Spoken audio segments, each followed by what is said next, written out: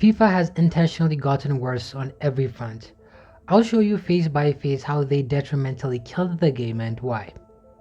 Look at these two gameplays side by side. You might have had a lot of thoughts about them. You might prefer the one on the left or the right. Both might seem more like the same to you. But for people who spend a lot of time playing FIFA games, there are some nuances that separate these two. What separates them is very difficult to see even for pro players. One of these games came out 10 years ago but understood the basics of football and the need for movement. The other came out 6 years ago and disrupted a gaming franchise's entire momentum to the point that it was practically unplayable last year. A YouTuber by the name of Italian Stallion spotted the issue and made a video decoding how dead the AI of FIFA 20 and 21 were by comparing how the AI controlled his players. He chose to test two games, FIFA 17 and FIFA 20, in special scenarios. He kept the ball static with one player without pressing him, testing how the AI of both teams would try to press or mark players when defending. On the flip side, he observed how the attacking team's players would try to move and create space to initiate an attack. In a lot of cases, the AI of FIFA 20 was dead. The players didn't move at all and kept standing unless you made a move, reacting only then. In contrast, the AI of FIFA 17 would try to drop deep or make runs forward to create space for you. Equally, the defending AI tried to counter that by tracking those players, creating a dynamic of space and player marking. Why is that crucial? Because in professional football, movement is everything.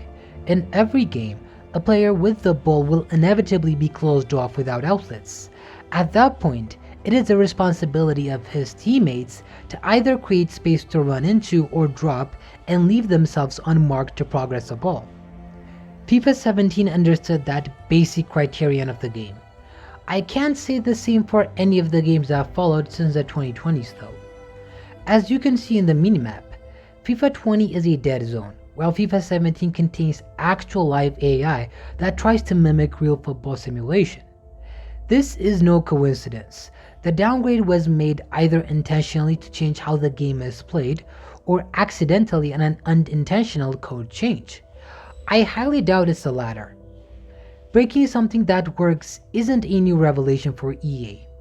Ever since FIFA 23, a conscious breaking of everything FIFA represented has been at their core.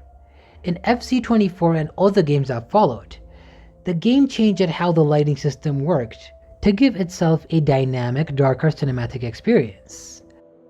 This ended up muting all of his colors, severely aggravating how his character models looked. As you can see in these shots, the entire stadium where the crowd resides is darker, uglier, and almost unseeable. The faces and traits of the players take a darker tone as well, and become hard to see whenever there is a shadow or lack of light illuminating that area. The same goes for gameplay. With its muted colors and darker color schemes, it isn't very attractive to witness. In contrast, look at FIFA 18. Look at how bright the stadium looks. Look at the players and their models.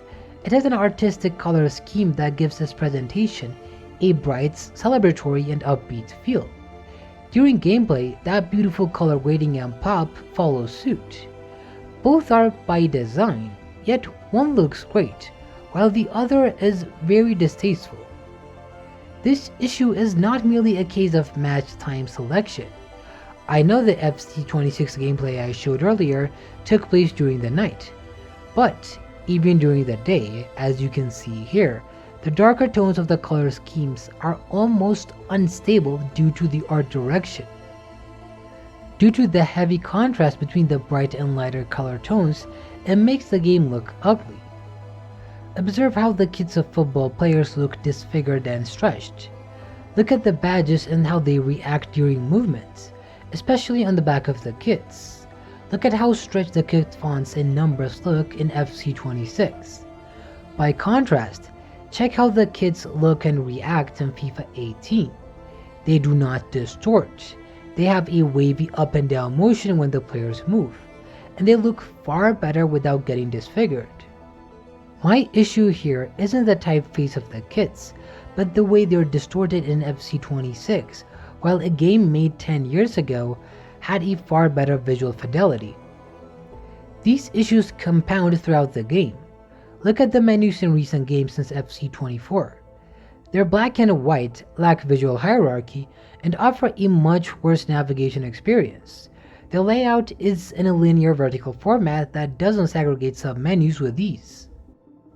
Previous FIFA games did this back in the late 2000s too, but what made them different was they had a core selection of options that expanded into sub-menus to the right, and also had artistic menus and designs. The current FC games merely blur out non-active menus without providing a proper visual distinction. In comparison, all FIFA games since FIFA 14 had tab-based navigation, which classifies what you need accordingly into home, play, online, and settings/customization tabs. You can easily navigate through the trigger buttons and scroll to your point of interest. Everything was visible and locatable with a quick glance.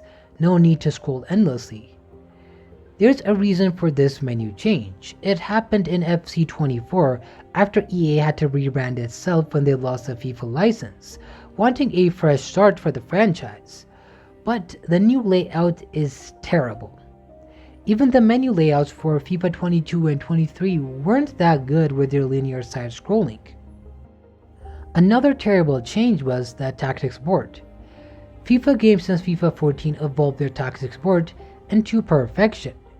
You set up your team through a clear visual presentation of your players, with their icons and kits, showing all possible formations in a single tab along player tactics.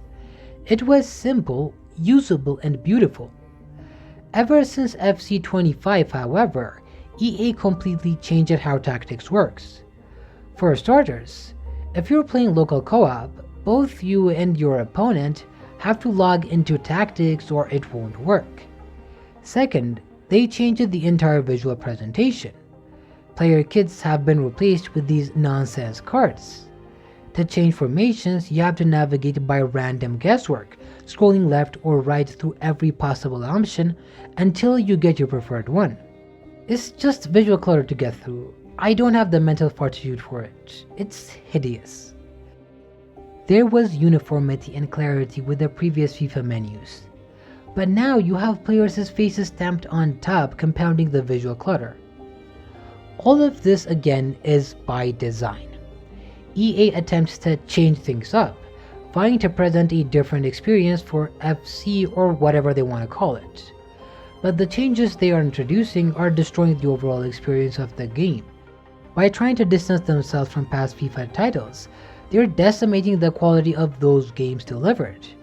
In all their changes, they care nothing about core gameplay, which is the entire promise of a football simulation. FC27 comes with the Grounds game mode, an open world extension to the game. In their entire architecture to FC27, they're prioritizing arcade gameplay like Pop the Balloon and other nonsense instead of working on the core football gameplay. And you know what type of solution they present for actual gameplay issues, like possession hogging trying to waste time? They introduce limits on how long you can keep possession by making your passes slower and more difficult as time goes on. Guys, this is football, not arcade. How about introducing working tactics that make it easier to press high and suffocate the ball from opposition teams? Possession hoggers aren't the main problem. Real-life teams exist that do the same thing. The issue is that your game doesn't offer working solutions that give players the power to press high and win the ball. There are solutions in real life. How about implementing actual football solutions and taking inspirations from the real game instead of arcadeifying everything?